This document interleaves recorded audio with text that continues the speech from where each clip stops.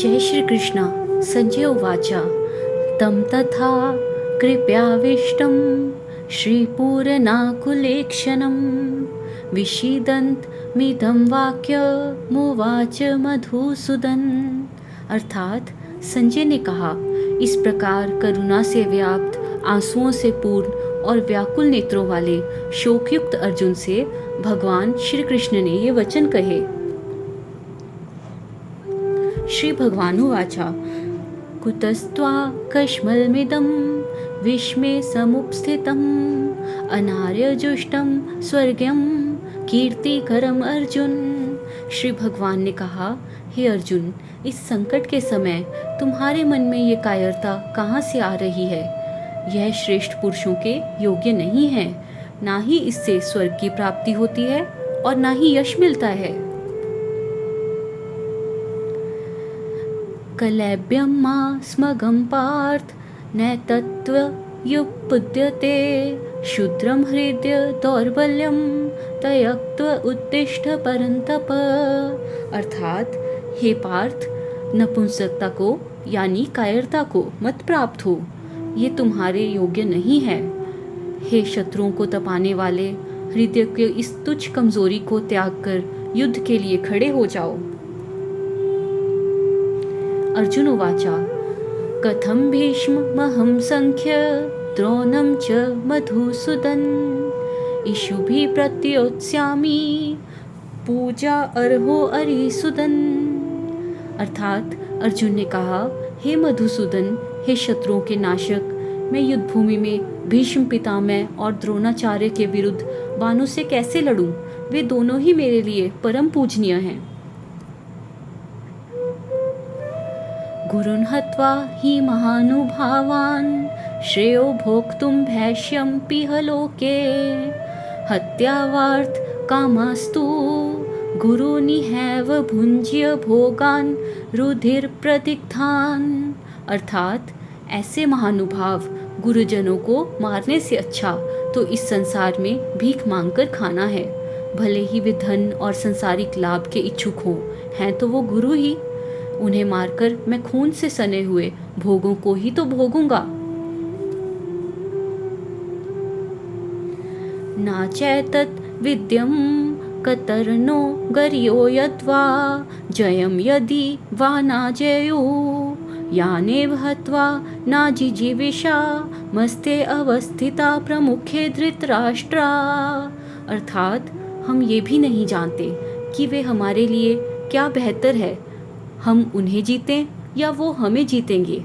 धृतराष्ट्र के पुत्र यानी कौरव हमारे सामने खड़े हैं, जिन्हें मारकर हम जीना भी नहीं चाहते। कार्पण्य दोष उपहत स्वभाव पृच्छामि त्वां धर्म सम्मूढ़चेता यतश्रेयसयात् निश्चितं ब्रूमि तन्मे शिष्यत्यहं शाधि मा त्वां प्रपन्नम्। अर्थात कायरता के दोष के कारण मेरा स्वभाव नष्ट हो गया है और मैं धर्म के विषय में भ्रमित हो रहा हूँ।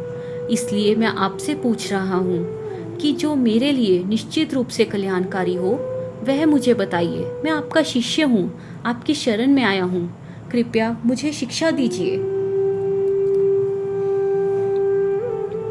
नाहि प्रप्ष्यामि मम अपनुद्यात् यतै शोकम् उच्छोषणम् इन्द्रियाणाम् अवाप्य भूमो असपतनं रिद्धं राज्यं सुराणाम् अपि च आधिपत्यम्।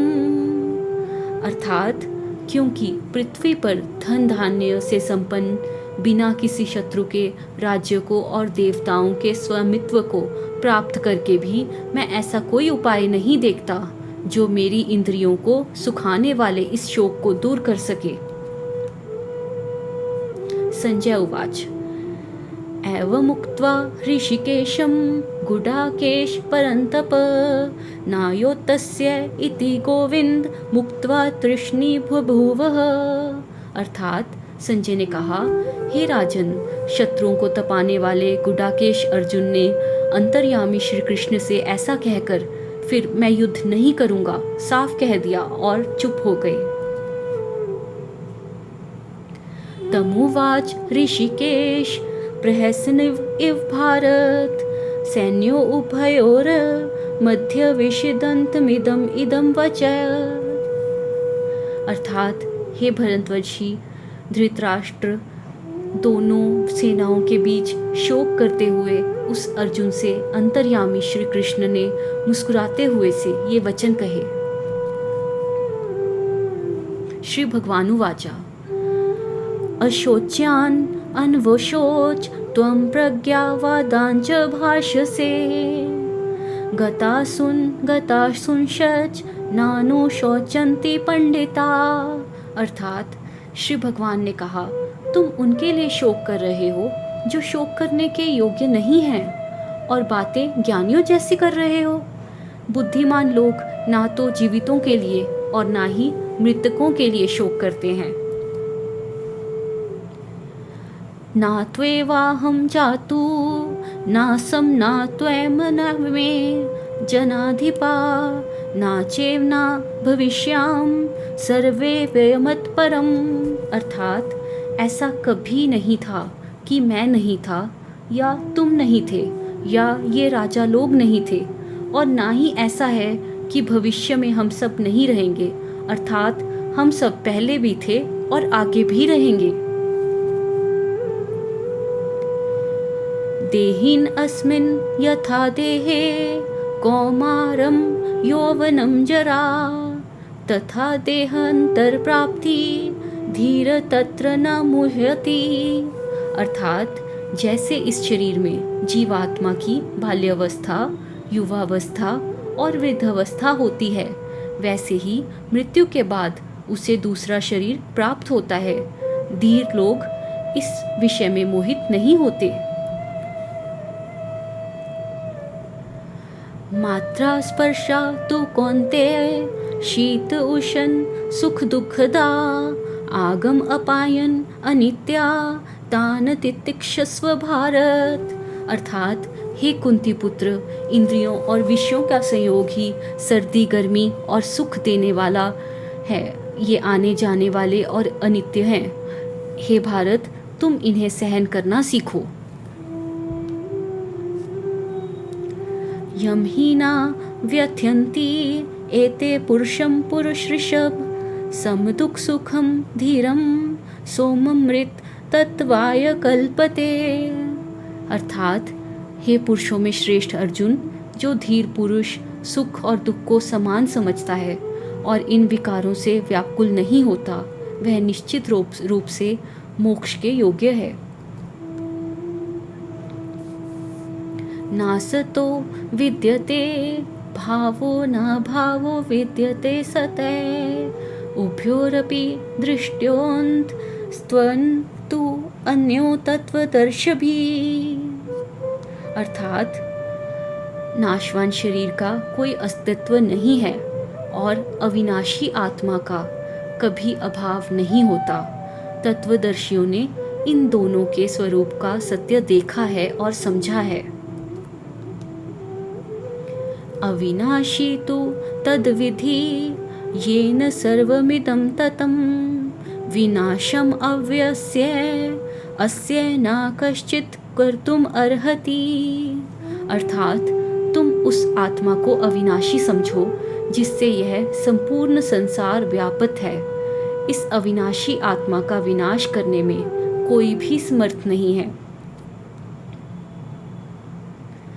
अंतवंत इमे देहा नित्यस्य उक्ता शरीरिन अनाशिन अप्रमेयस्य तस्मात् युध्यस्व भारत। अर्थात इस अविनाशी जो नापा ना जा सके और नित्य जीवात्मा के ये सब शरीर नाशवान कहे गए हैं, इसलिए हे भारत तुम युद्ध करो। य एनं व्यक्ति हंतारं यश्चैनं मन्यते हतम् उभो तो न विजानीतो नायं हन्ति न हन्यते। अर्थात जो इस आत्मा को मारने वाला समझता है और जो इसे मरा हुआ मानता है, वे दोनों ही सत्य नहीं जानते, क्योंकि ये आत्मा ना तो किसी को मारता है और ना ही किसी के द्वारा मारा जाता है। ना जायते म्रियते वा कदाचित न अयं भूत्वा भविता वा न भूय अजो नित्य शाश्वतो अयं पुराणो न हन्यते हन्यमाने शरीरे। अर्थात यह आत्मा ना तो कभी जन्म लेती है और ना कभी मरती है और ना ही ये बार बार उत्पन्न होती है। यह अजन्मी, नित्य, सनातन और पुरातन है। शरीर के मारे जाने पर भी यह आत्मा नहीं मारी जाती। वेदा विनाशन नित्यम य एनमजम व्यम कथम स पुरुष पार्थ कम घात्यति हंति कम। अर्थात हे पार्थ, जो व्यक्ति इस आत्मा को अविनाशी, नित्य, अजन्मा और अव्यय यानी अपरिवर्तनीय जानता है, वह पुरुष भला किसे मरवाता है और किसे मारता है। वासांसि जीर्णानि यथा विहाय नवानि न गृह्णन्ति नरोपराणि तथा शरीराणि विहाय जीर्णानि अन्यानि संयाति नवानि देह। अर्थात जैसे मनुष्य पुराने वस्त्रों को त्याग कर दूसरे नए वस्त्र धारण करता है, वैसे ही जीवात्मा पुराने और बेकार शरीरों को त्याग कर नए शरीरों में प्रवेश करती है। नैनम छिद्दन्ति शस्त्राणि नैनम देहति पावक ना चैनम कलेद्यन्त्यापो ना शोष्यति मारुत। अर्थात इस आत्मा को शस्त्र काट नहीं सकते, आग इसे जला नहीं सकती, जल इसे गीला नहीं कर सकता और वायु इसे सुखा नहीं सकती। अच्छेद्यो अयम अध्ययोयम कलेद्यो शोष्य एवच नित्य सर्वगते स्थानुर्चलो अयम सनातन। अर्थात क्योंकि यह आत्मा अच्छेद्य यानी ना कटने वाला, ना जलने वाला, अक्लेद्य ना गीला होने वाला और अशोष्य यानी ना सूखने वाला है, यह नित्य, सर्वव्यापी, स्थिर, अचल और सनातन है। अव्यक्तो अयम चिन्त्यो अयम विकार्यो मुच्यते तस्मादेवं विदित्वैनं नानुशोचितो मर्हति। अर्थात यह आत्मा अव्यक्त, इंद्रियों से परे, अचिंत्य, बुद्धि से परे और अविकारी, विकार रहित कहा जाता है। इसलिए इस आत्मा को ऐसा जानकर तुम्हें शोक नहीं करना चाहिए। अथ चैनम नित्य जातम नित्यम वा मन्यसे मृतम तथापि त्वं महाभावो नैवं शोचितुमर्हति। अर्थात और यदि तुम इस आत्मा को सदा जन्म लेने वाला तथा सदा मरने वाला ही मानते हो, तो भी हे महाभावो, तुम्हें इस प्रकार शोक करना उचित नहीं है। जातस्य हि ध्रुवो मृत्युर्ध्रुवं जन्म मृत्यस्य च तस्मद् अपार्यहर्य अर्थेना त्वं शोचिर्तुमर्हति। अर्थात क्योंकि जन्म में हुए मृत्यु निश्चित है और मरे हुए का जन्म निश्चित है, इसलिए जो अटल है, जिसका कोई उपाय ही नहीं है, उसके विषय में तुम्हें शोक नहीं करना चाहिए। अव्यक्तादीनि भूतानि व्यक्तं धयानि भारत अव्यक्त निधना नयव तत्र का परिदेवना। अर्थात हे भारत, सभी जीव जन्म लेने से पहले अप्रकट थे, बीच में प्रकट होते हैं और मृत्यु के बाद फिर से अप्रकट हो जाते हैं। ऐसी स्थिति में शोक करने की क्या आवश्यकता है। आश्चर्यवक्ष्यति कश्चिद् एनम् आश्चर्यवद् वदति तथैव चान्य आश्चर्यवच्चैन् मन्य शृणोति श्रुत्वाप्यनं वेद न चैव कश्चित्। अर्थात कोई इस आत्मा को आश्चर्य की तरह देखता है, कोई इसके बारे में आश्चर्य की तरह बात करता है और कोई इसे आश्चर्य की तरह सुनता है, लेकिन सुनकर भी इसे कोई वास्तव में नहीं जान पाता। देहि नित्यमवध्यो अयम देहे सर्वस्य भारत तस्मात् स्वर्णानि भूतानि ना त्वं शोचितुमर्हति। अर्थात हे भारत, सबके शरीरों में रहने वाला यह देह आत्मा हमेशा ही अवध्य यानी जिसका वध ना किया जा सके है। इसलिए तुम्हें किसी भी प्राणी के लिए शोक नहीं करना चाहिए। स्वधर्मपि चावेक्ष्य न विकिंपतुमर्हति धर्मयोद्धे युद्धाचर्यो अन्यत् क्षत्रियस्य न विद्यते। अर्थात अपने क्षत्रिय धर्म को देखकर भी तुम्हें संकोच या भय नहीं करना चाहिए, क्योंकि एक क्षत्रिय के लिए धर्म युद्ध से बढ़कर कोई भी कल्याणकारी मार्ग नहीं है।